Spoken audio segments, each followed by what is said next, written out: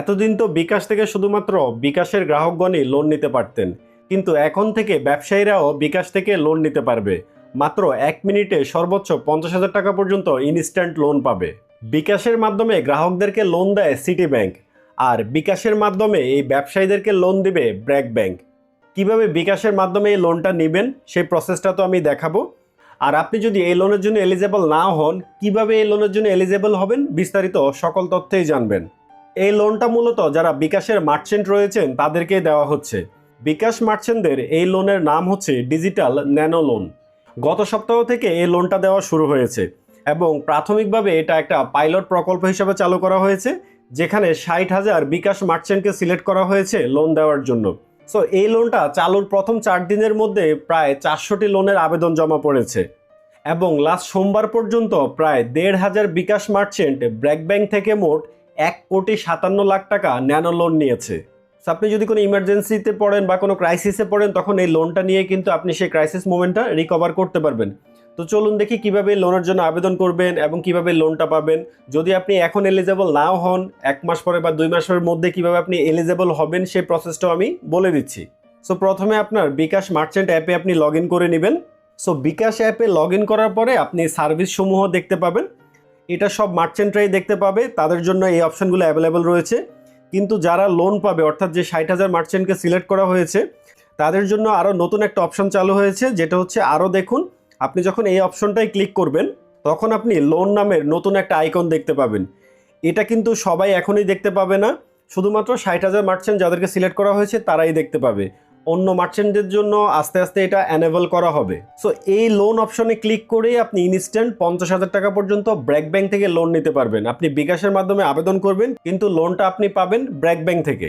So loan আইকনে click করার পরে দেখতে পাচ্ছেন যে এই ব্যবসায়ী অলরেডি কিন্তু বিকাশের মাধ্যমে ব্র্যাক ব্যাংক থেকে 50,000 টাকা লোন নিয়েছে। যে লোনটা কিন্তু সে গতকালকে নিয়েছে, অর্থাৎ 27 জুলাই। তার পরবর্তী ইএমআই তারিখ হচ্ছে অগাস্টের 28 তারিখ।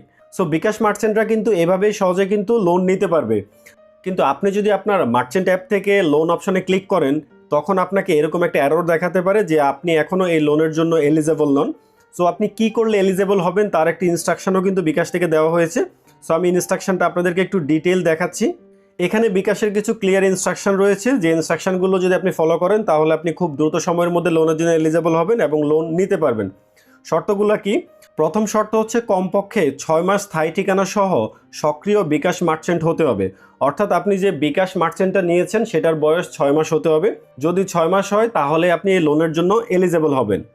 তারপর হচ্ছে ব্যবসার ধরন, আর্থিক প্রতিষ্ঠান কর্তৃক অনুমোদিত ব্যবসায়িক ধরনের অন্তর্ভুক্তি হতে হবে।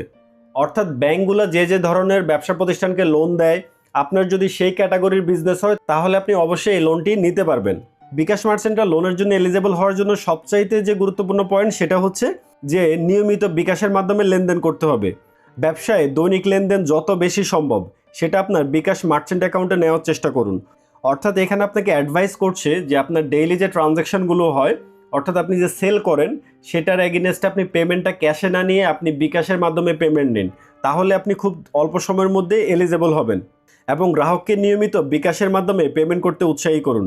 নিয়মিত লেনদেন করলে আপনার লোন পাওয়ার সম্ভাবনা বাড়তে থাকবে। আর যেটা সবচেয়ে বেশি ইম্পর্টেন্ট সেটা হচ্ছে ব্যালেন্স জমা রাখুন। আপনার বিকাশ মার্চেন্ট অ্যাকাউন্টে ব্যালেন্সের ব্যবহার আপনার লোন পরিশোধের সক্ষমতার ইঙ্গিত দেয়।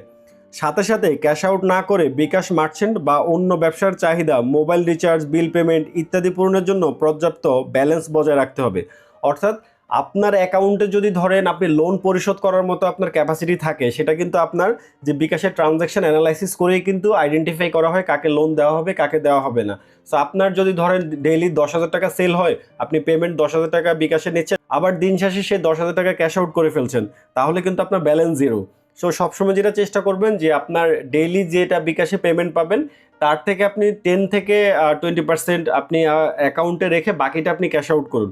অর্থাৎ আপনার অ্যাকাউন্টে কিছু ব্যালেন্স সবসময় রাখবেন, তাহলে ওরা বুঝতে পারবে যে না, আপনি লোন নিলে আপনি ঠিকভাবে লোনের ইএমআইটা পরিশোধ করতে পারবেন, সেই সক্ষমতা আপনার রয়েছে।